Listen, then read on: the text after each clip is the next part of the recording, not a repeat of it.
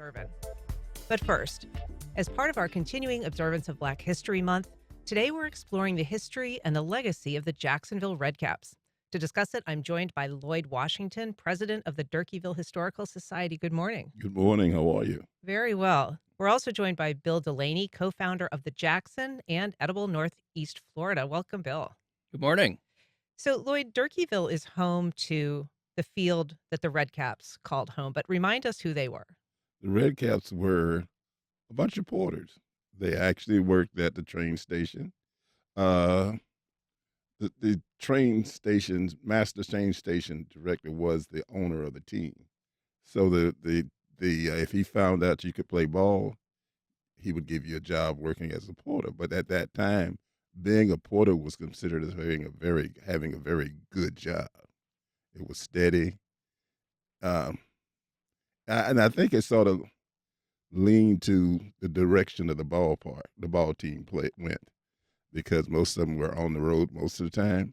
And if you look at the record of the Jacksonville Redcaps, they did well on the road. They were not home. They were not one of these teams that did well being home. And Redcaps, the name, I mean, you're actually wearing a Jacksonville Redcaps shirt right now, but the name Redcaps came from that association with being Pullman porters on the train. Yes, the Association of Pullman Porters, yes. You could go anywhere in the United States where these people, but the difference was the color of their hats. The ones here in Jacksonville was red, so the team was named the Jacksonville Redcaps. The field that they played on has a significant history throughout Jacksonville. It was initially home to all kinds of teams, and currently is home to a number of teams that play from around town. But tell us a little bit about this. It's on Myrtle Avenue. Tell us a little bit about the history of the J.P. Small Park. Well, the J.P. Small Park, number one is the name. Bars Field, Durkeeville, Myrtle Avenue Ballpark, J.P. Small Park. It had a bunch of names, but it basically built from Bars. He was a businessman who was into baseball, and Jacksonville at that time played baseball at the fairgrounds, south side, anywhere. But he was determined by talking to Jay Durkee's son to have a place for baseball. And it ended up that Durkee's son allowed him to use it. Then shortly afterward, the city of Jacksonville bought it. So that it went back to being Durkee Field at that time. And Bill Delaney, this field has been around for 100 years now, but there was a time when it actually was at risk of being torn down. Yeah, that's right. In the 1980s, I believe, it had been aging. The current structure was built in the 30s. The field, as Lloyd was just saying, went back even further than that and had a very long history. Not only in baseball, the first Florida-Georgia game was played there as well. Wow. Back in 1915. That was the first game both teams agree on. If you ask Georgia, there was an earlier game, but Let me guess, they won. Yes. Yes, they won big. I mean, they won most of the early games. Florida was kind of a backwater state back then. But so the stadium, when it was rebuilt in the 30s, it had been aging by the 80s, and that was not a period that you can say that we had a huge interest in preserving a lot of our old historic buildings and infrastructure. But fortunately, that's one that people rallied together, and they pointed out, we have this incredible history here. It's a really incomparable history. The Redcaps playing there was big. They were really the first major league sports team to play in Florida in any sport, and they played right there on Myrtle Avenue in Durkeeville back in the 30s and 40s. And so when people really rallied together and shared that history, it became more clear that we needed to save that, and it's been renovated a couple of times since then. Most recently, just now, it's in the middle of a major renovation. Right. This was home to the Redcaps, as you say, but there were also some real luminaries in the world of baseball that played there. Yeah, that's right. Hank Aaron is the most famous one. That's who the field is named after now. Hank Aaron was part of the first team, the first integrated minor league team in Jacksonville history, one of the first anywhere in the South back in the 1950s. The owner of They were called the Jacksonville Braves at that time. They're the predecessors to the modern Jumbo Shrimp. But the owner, decided that, he bought this team. They had been called the Jacksonville Tars, and they were kind of the basement team of the league for many years. And the owner decided he didn't want that anymore, and so anything that was going to give him a leg up, he was going to do. And so they decided to go a whole hog in integration. He hired not just one, but three African American players that were the first to play in Jacksonville, and Hank Aaron was one of them. He was I believe he was 19. This Yes. kid from Alabama. He had played a year or two in the minors before that, and it was clear he was going to be a major star. But he got, his start. One of the rungs on his ladder was playing right there, Myrtle Avenue in Durkeeville. And that really broke the color line in the South when it came to baseball. Is that right? Yes, it broke. It integrated the Sally League, which was the Southern League and it was the three of them. Uh, I have a videotape at the house that let's play ball at the Durkeeville Historical Center, and Hank Aaron discussed the fact of being one of the three blacks on this team, and when they would go to hotels, they could not be in the hotel. They could not eat in the hotel. They would be brought into the black section of town and found some place for them to stay. So that was his adventures of being on that team.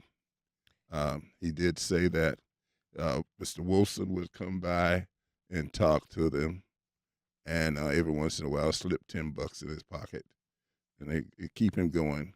And that's what the integration is. That it broke the entire Sally League integration schedule. Yeah. Uh, And that was, well before Jackie Robinson sort of broke the color yes. line Hmm. in the major leagues. Um, this place that was, a place for white and black teams for a long time, playing there.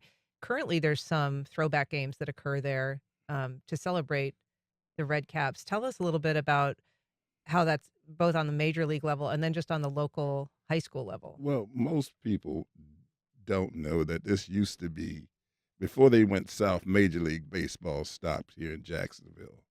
Dave Ruth did play here. There was an exhibition game here, and between the Yankees and the St. Louis Cardinals in 1927, those type teams came here. It was once the Jacksonville purchased the team for a little over $300,000. It was basically found by the Negro League and a lot of minor league baseball. At that time, Major League Baseball had moved farther south for their summer camps. But there is each year a throwback Oh, the game. throwback game, it's Springfield. They threw that. I think it's the blue and gray game. Oh, I was thinking of the Reigns and Reball, the Red Caps Oh, event. that we had that happens too. But there's Springfield has their blue and gray game. They've had it hit at the ballpark also, and Mm. that's incredible. Last one they had there, we had 2,000 people sitting there, and if we have a museum under the bottom of the stadium. Somebody hit a ball somewhere, and the noise is incredible when you're in that museum, and they start stamping on those seats and stuff like that. It's very interesting. But yes, the Reigns played Reebok. That is the home stadium for Ed Waters and Staten High School, Mhm. so they play their games there too. Also, If you're just joining us, we were talking about the history of the Red Caps here in Jacksonville. If you'd like to join our conversation, give us a call at 904-549-2937. You can also email First Coast Connect at wjct.org, or you can comment on our social media. We've got a call from Stanley. Good morning, Stanley, on the north side. Good morning, Mr. Washington.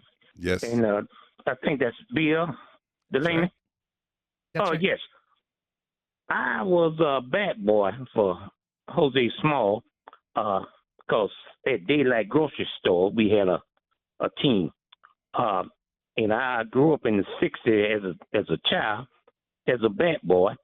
And that was a vibrant community over there where all of the urban core, we was very successful as an African American community, regardless of the racism, because well, that's a whole nother conversation. But the most important part here, there was a lot of vibrant, successful African American families in baseball, something that we should have never gave up, African Americans.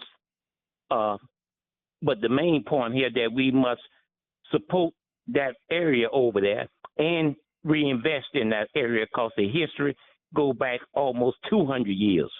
Thank you. Thanks, Stanley. Lloyd, you live in Durkeeville, and you run the museum there under the park that you were just describing. But tell us a little bit about the history of Durkeeville for people who perhaps aren't as familiar with that neighborhood. Oh, Durkeeville was the very first public housing project. That's how it got its name in 1937 and 19. I'm sorry, 19. Yeah, 30, 47 and 36. I think. I'm getting that messed up. But it was when it was built. It was a WPA project, and it worked twofold. It gave black men a chance to work because out of every three black men, there were only three who we considered had jobs. The rest of them hustled. They did roofs, they did repairs, they did like that. But when they started bringing Durkeeville, making of the Durkeeville, there was a white paper done by the name of the Look at Colored Neighborhoods. And it was chaired, two of the chair people was Abraham Lincoln Lewis and Eartha M. White. And that moved Durkeeville forward. It moved a lot of people out of shotgun housing, low housing, and into a place where it had sidewalks, a simple thing like running water, lights. So when we talk about Durkeeville, when I personally talk about Durkeeville, I said I hijack a term from the Jeffersons. They're moving on up. So it has quite a growth. It has, just like anything else. In 1999, they got a grant from the federal government for 21,500,000 to redo it. It's now called Durkee Oaks, and they rebuilt it completely, and it is fabulous right now. And as part of, just like you said, the neighborhood is growing. There's a move to improve and help the growth of Durkeeville to bring it back to what it used to be. I want to take a call from Misty at the beaches. Good morning, Misty. Go ahead. Good morning. So I know y'all were talking about baseball. So my mom was the head of the boosters for the Jacksonville Suns in the 60s. And I have pictures of Tom Seaver and Tug McGraw, who actually played for the Suns at that point in time. So we were a pretty big deal back then. And I think that we kind of skipped over. You went directly to the jumbo shrimp. So the Suns were pretty big too. So that's my comment. Thank you. I'll take the comment after you. Bye. Thanks, Misty. Yeah, obviously the Suns were the team here for a long, long time before they became the Shrimp after they were the Braves. Yeah, that's right. They've had a number of names. The Suns was probably the longest name that they had in their history. That was the name they were right before they became the Jumbo Shrimp, 10 or so years ago. But yeah, there's a lot of history there when they were the Suns. They were also the Jacksonville Expos for a while. They had names like the Jacksonville Braves back in the 50s, like we mentioned, Jacksonville Tars. So there's a very long and really vibrant history of baseball in our area that I don't think is totally appreciated until you ask a baseball fan or somebody that worked for them, and they know. Interesting. We were talking a moment ago about Durkeeville, and the city has been doing a number of projects there in and around the park. Can you sort of just catch us up on efforts to revitalize that area? Yeah, absolutely. So in addition to being a writer, I work for the mayor, and so one of the big pushes that we're making out there right now is to do a master plan for Durkeeville. Looking at the Myrtle Avenue corridor has always been the kind of the lifeblood of the neighborhood, and we would really like to get it back to the position that that it was in the past. And so we're looking at different ways that we can add more housing stock, especially housing that's available to buy, not just rent, to inject some ownership back into the neighborhood. As Lloyd was talking about a minute ago, it was historically you kind of a middle class neighborhood that had everybody from, the Pullman porters lived there, postal workers, doctors, lawyers. Durkee Gardens is the first uh, black historic district, the first historically African American historic district in Jacksonville. That's right up the street from here, a couple of blocks. It's got these beautiful brick homes, and so there's a great diversity of architecture and sizes, and it's really the kind of neighborhood that lends itself well to revitalization. And so the city is putting quite a lot of effort into bringing that back. We use the term in some neighborhoods that start this process end up getting gentrified, which is when people with money move into a neighborhood and start to take it over, and the prices go up, and the original inhabitants can't afford to live there anymore. We use the term with gentrification. We're trying to build the neighborhood up from inside and to the benefit of the people that are already there. I want to talk about the history of the Pullman Porters a little bit because, as we said, that they were the source of the team, the name of the team, but they were also the first Black union that was created under the guidance of another Jacksonville resident, A. Philip Randolph. Mhm. Tell us a little bit about that history, how he organized that group of workers into organized labor. Well, the thing about it was that I had the privilege of meeting Mr. Arline. Mr. Arline was a Pullman porter. I was a very young. We had a big field next to him, and we'd go out there and play baseball. So he would he would put a watermelon on ice, and by the time we finished, he'd slice them and then give us all a piece of watermelon.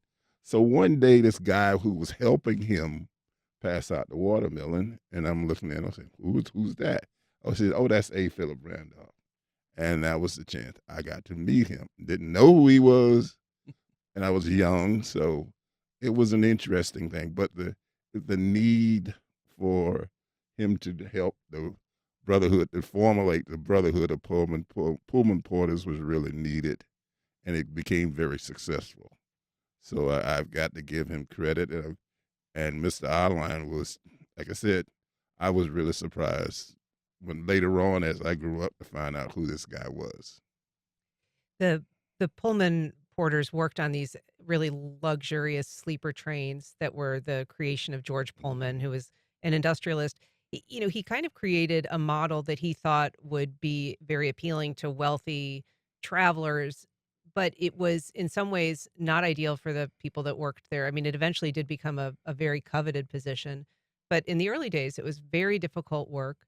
And the there was almost like a creation that the work was, created to kind of evoke a sense of a slave relationship, that the porters were called George, which is like the name of Yes. their boss. Mhm. Um, Talk a little bit about the working conditions and how they changed. The conditions were long. They were tedious.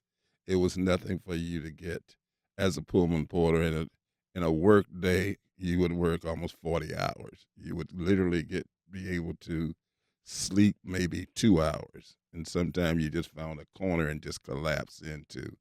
But you, like you said, none of the people knew your name. You were always whatever they would call you. That was it. You had to answer to, and it was basically a very tedious job. And it called for a very special person to work that job. I saw in one story, and it may have been one that you wrote, Bill, that they were working about 73 hours a week. That was in 1934, compared to the average at the time of 35 hours a week in the US. Oh yeah, yeah. It was really brutal work. It was the kind of thing that uh, it wasn't valued by the people who were in charge of the railroads. They put all of their value in the design and the experience for the customer, and they weren't thinking about the people that actually made it possible. And that's what A. Philip Randolph really brought to the table when he worked with them to unionize. He revealed you can't offer that kind of experience without the workers.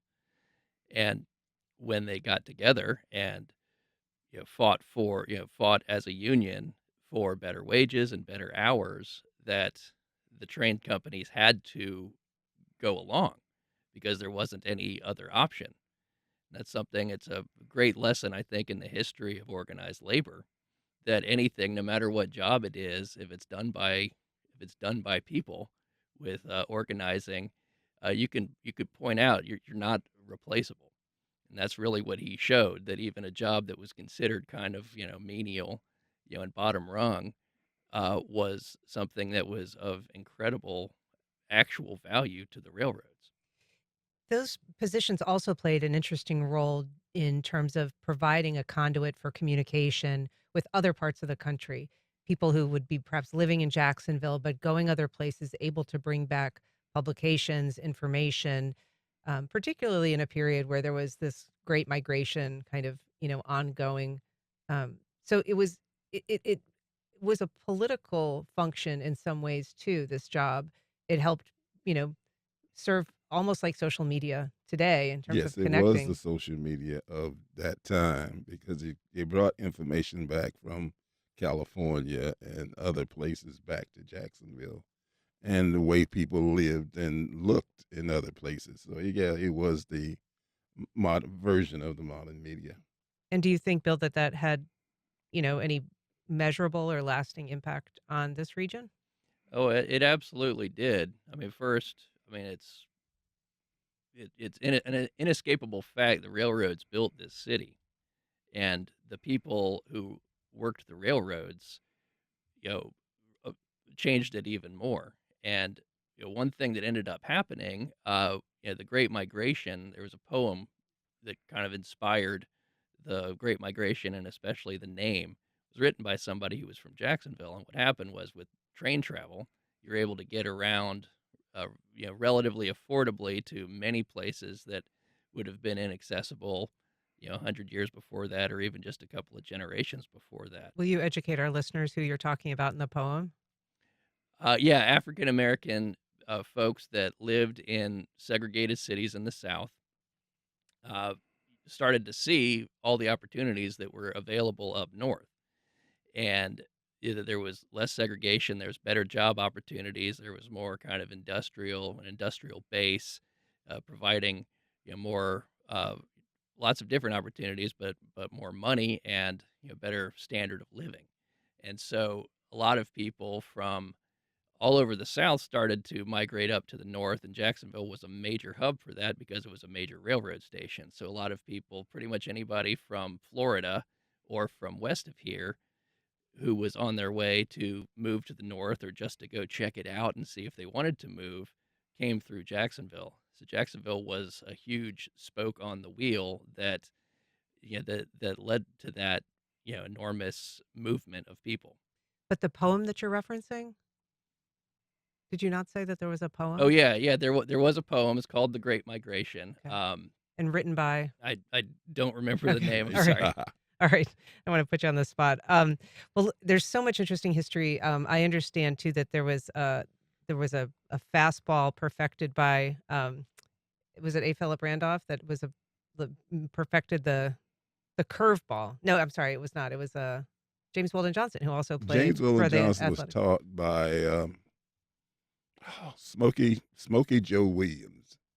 Because most people don't know that James Weldon Johnson played for a local team here, and for 5 seasons he was not hit because nobody could ever hit the curveball Mm. that he was taught by Smokey Joe Williams. So much history, a lot of it available at the museum at the J.P. Small Park. Lloyd Washington, Bill Delaney, it's really nice to catch up with you, and thanks so much for sharing this history. Thank Absolutely. you. Thank you for having us.